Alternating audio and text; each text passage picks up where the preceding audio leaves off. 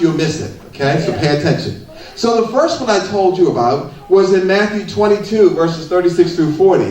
When someone came up to Jesus who was trying to trap Jesus in his own words. And then he talked to him about what's the greatest commandment. Right. But what he was doing was testing him to see what he knew. And if he didn't say it right, legally they were going to say, you can't be the Son of God.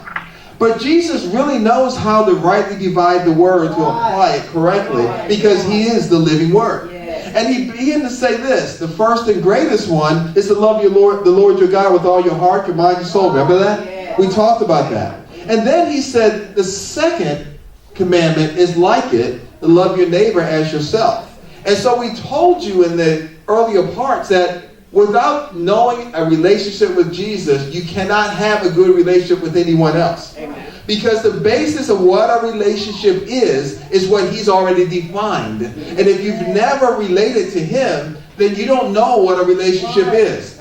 So your relationships will always be subpar, or they're doomed to failure if you've never understood a true relationship. Once you understand that, then you don't settle for less in your relationships. You see what I mean? And so everything is based on you and Jesus. Everything. Say everything.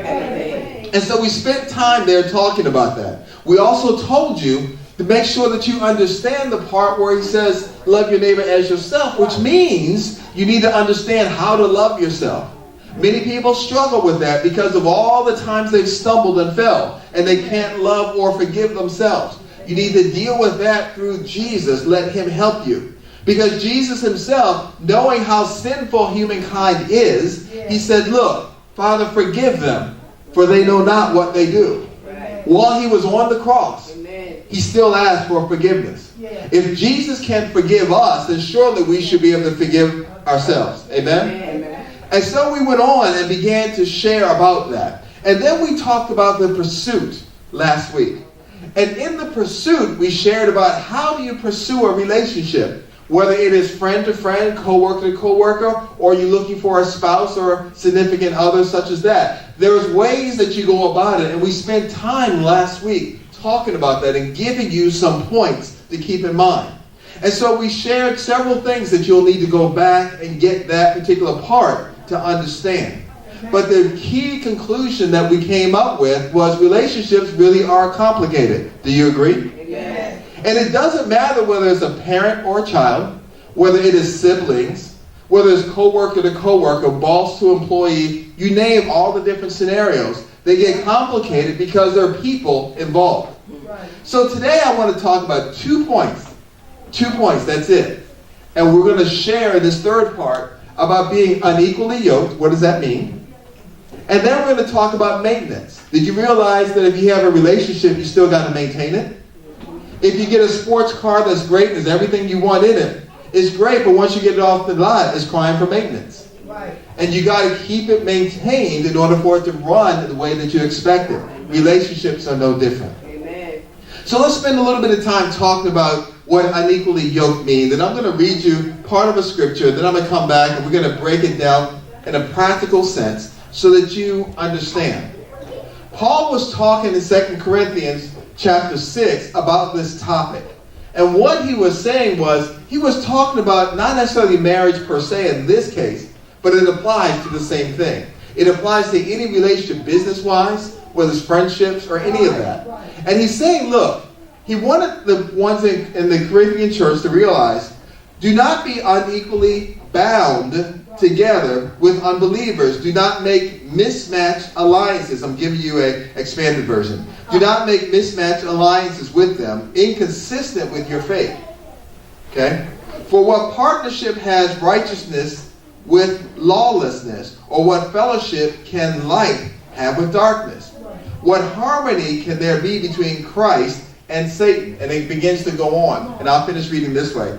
Or what part has a believer with an unbeliever? Okay? And so he begins, is there a next verse? And so let's go to the next verse. And then he says, and what agreement has the temple of God with idols? For you are the temple of the living God, as God has said, I will dwell in them and walk among them. I will be their God and they shall be my people. Right? And so with that, we have to understand something that's important. God is not telling you, hear this, God is not telling you never to talk or interact with someone who isn't a Christian. That's not what he's saying at all. If that were the case, why would he tell you to go to the ends of the earth and preach the gospel? You got to be able to interact with people who don't know the gospel to preach the gospel, right? And so he's not telling you. Some people take it and say, well, let's separate, don't hang around, don't touch, don't talk. That's not what he's saying. In fact, he wants you to talk and show the goodness of the Lord that he's placed in your life so that they will want the same thing. So remember that from a scriptural perspective. Next, though, here's what you have to realize. When he talks about yoke, he gave it to them in a sense that they would understand back then in an agrarian culture, agriculture, right? And so what it was, they were used to seeing animals and people farming land. And when they talked about yoke, it's usually a wooden or some type of beam or bar that would be there that would put two animals together. And so what it would do is those animals would then be yoked together or tied together from that standpoint, and they would pull whatever they had to pull, their burden or whatever it is. But to see, the thing he was trying to get across, the illustration was this. Let's say you have two oxen together, but one was big and strong and one was short and scrawny. It would never pull correctly, because what would happen is it would start going in a circle because one was so much stronger than the other, it would never go straight. If you had two horses together, but one was a miniature horse and one was a Clydesdale, well, it would go in one direction because the Clydesdale would go, and the other would keep trying to do it, but there's nothing that they could do.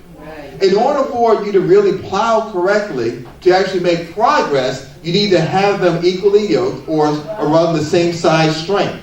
And that's what he's trying to get across, that when you are in any type of relationship, business relationship or friendly relationship, or especially you think about getting married or getting serious, you need to understand that you need to know whether you guys are really the right ones to be together.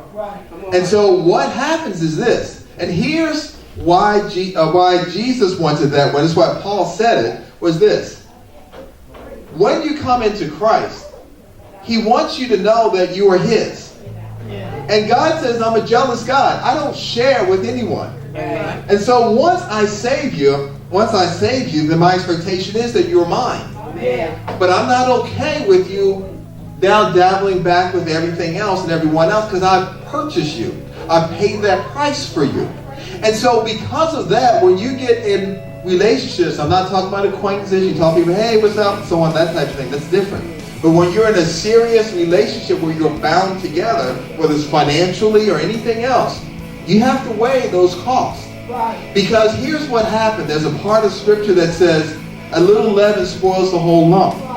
Leaven is yeast. When you get whatever you put a little bit of leaven in there, then it just takes over everything else. And he says, no, don't do that. When you are, I'm talking about marriage at this moment, right here. I'm going to say this. When you're looking at someone, oh, he's so nice. Look at all the muscles. Look at all he's got. Or you say, man, she's just stacked and all these other things. You're missing all the important points. Because what happens is, remember, you are purchased with Christ. When you are saved, he now dwells inside of you. And so when you are now coming together, a lot of times, especially marriages, but relationships require some type of compromise at times, right? You can't always be right.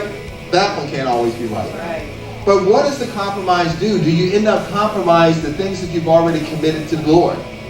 Do you compromise your prayer, I'm making this up, but your prayer time or the committees that you're in or whatever you're doing for God, the ministry that he called you to and said, yes, Lord, I'll serve you. And then the man, I got a man now, I can't. Or I got a woman now. But you see what I mean? But what happens is you begin to make compromises. And that's where the trouble starts. That's when the yeast begins to rise and take over more of the lump. And so what